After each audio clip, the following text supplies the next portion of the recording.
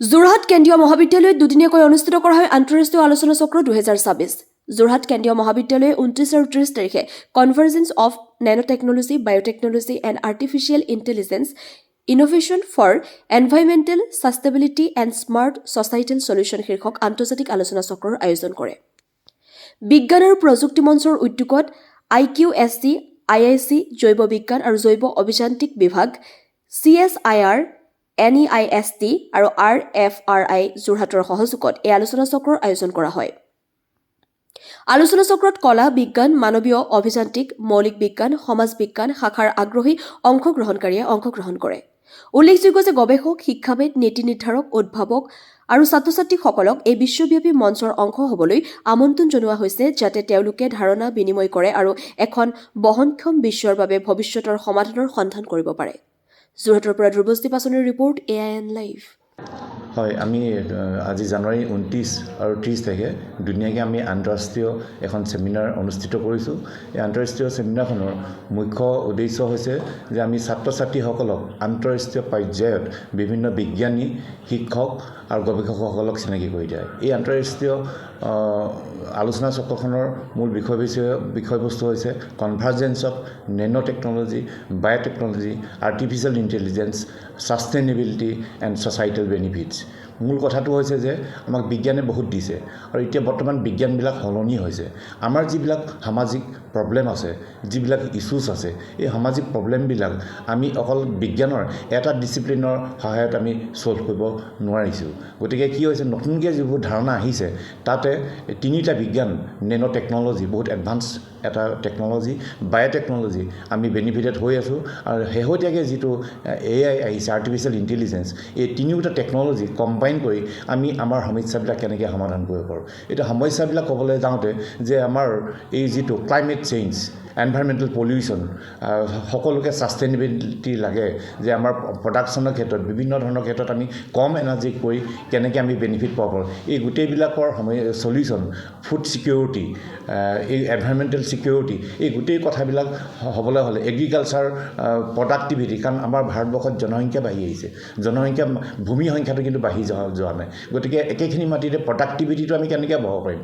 গতিকে nano fertiliser, artificial ইণ্টেলিজেন্সৰ জৰিয়তে কেনেকৈ আমি এগ্ৰিকালচাৰ ছেক্টৰটো উন্নতি কৰিম, এই গোটেই কথাবিলাক লৈ আচলতে nano technology, biotechnology, artificial intelligence এটা নতুনকৈ ছায়েন্সৰ ইক'ছিষ্টেম সংযোগ হৈছে বৰ্তমান যুগত।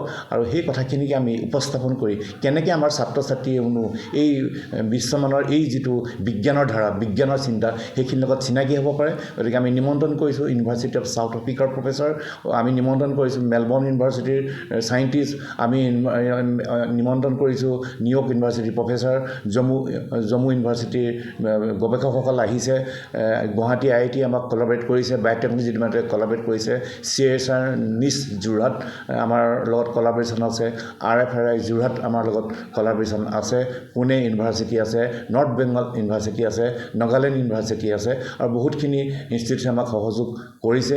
আৰু এই দুদিনীয়া কাৰ্যসূচীত ছাত্ৰ ছাত্ৰীসকলৰ কাৰণে আমি এটা বিষয় ছেশ্যন ৰাখিছোঁ। ছাত্ৰ ছাত্ৰীসকলে আমাৰ ইয়াত যিটো ইনকুবেশ্যন ইন'ভেশ্যন চেণ্টাৰ আছে, সেই ইনকুবেশ্যন ইন'ভেশ্যন চেণ্টাৰ অনুপ্ৰেৰণাত তেওঁলোকে নিজস্বভাৱে কিবা প্ৰডাক্ট বনাবলৈ চেষ্টা কৰিছে আৰু আমাৰ ইয়াতে এক্সিবিশ্যন আছে, তাতে তেওঁলোকে নিজৰ প্ৰডাক্টবিলাক চেল কৰিছে। তাৰমানে পঢ়ি থকা অৱস্থাৰ পৰাই যে অকল যে পঢ়া শুনা কৰি চাকৰিয়ে পাব সেইটো নহয়, কাইলৈকে যদি এখন খোজ পেলাব লাগে যে এটা ব্যৱসায়ৰ দিশত, সেই দিশতনো আমি কেনেকৈ ছাত্ৰ ছাত্ৰীসকলক দিহা পৰামৰ্শ দিব পাৰোঁ, সেইটো ক্ষেত্ৰত আমি এখন তেওঁলোকক এক্সিবিশ্যনৰ সুবিধা কৰি দিছোঁ। নিজৰ প্ৰডাক্টখিনি চেল কেনেকৈ কৰিব পাৰে সেই এক্সপিৰিয়েঞ্চটো যাতে কলেজতে পায়, গতিকে পিছলৈকে তেওঁলোকে এমপ্লয়বিলিটি এই কথাখিনি যাতে অসুবিধা নাপায়। আৰু লগতে এই যিটো ইণ্টাৰনেশ্যনেল কানেকশ্যন সেইখিনি আমি দিব বিচাৰিছোঁ। আৰু ভৱিষ্যতে আমি আশা ৰাখিছোঁ, আমি ইতিমধ্যে কথা বতৰা হৈছোঁ যে ইউনিভাৰ্চিটি অফ চাউথ আফ্ৰিকাৰ লগত আমাৰ কলাবৰেশ্যন হ'ব, এক্সচেঞ্জ প্ৰগ্ৰেম হ'ব, পুনে ইউনিভাৰ্চিটিৰ লগত হ'ব। তেখেতসকলে কৈছে যে আমি ফেকাল্টি ষ্টুডেণ্টছ ইয়াৰ পৰা আমি বহুত ভাৰ্চুৱেল এণ্ড ফিজিকেল মুডত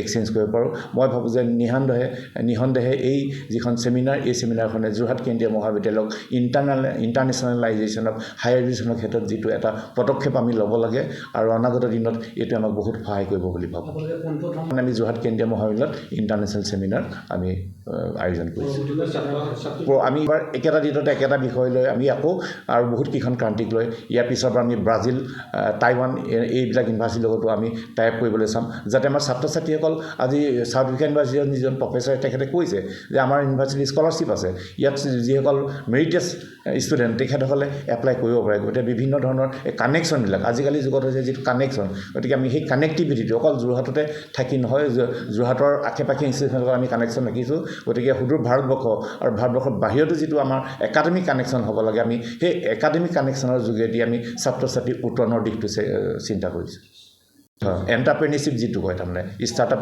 আমাৰ বহুতখিনি এণ্টাৰপ্ৰেনিয়ৰশ্বিপ এক্টিভিটি আছে আমাৰ ৰাইনো এলইডি বাল্ব আছে সেইটো আমি ট্ৰেডমাৰ্ক পাইছোঁ এটিকলি গ্ৰীণ টি আছে সেইটো আমি ট্ৰেডমাৰ্ক পাইছোঁ ভাৰ্মি কম্প'ষ্ট কৃষি মিত্ৰ ভাৰ্মি কম্প'ষ্ট আছে সেইটো আমি ট্ৰেডমাৰ্ক পাইছোঁ তাৰমানে ইণ্ডিয়ান পেটেণ্ট অফিচত আমি ট্ৰেডমাৰ্ক পাইছোঁ যিকোনো খবৰ বিজ্ঞাপনৰ বাবে যোগাযোগ কৰক 7896121996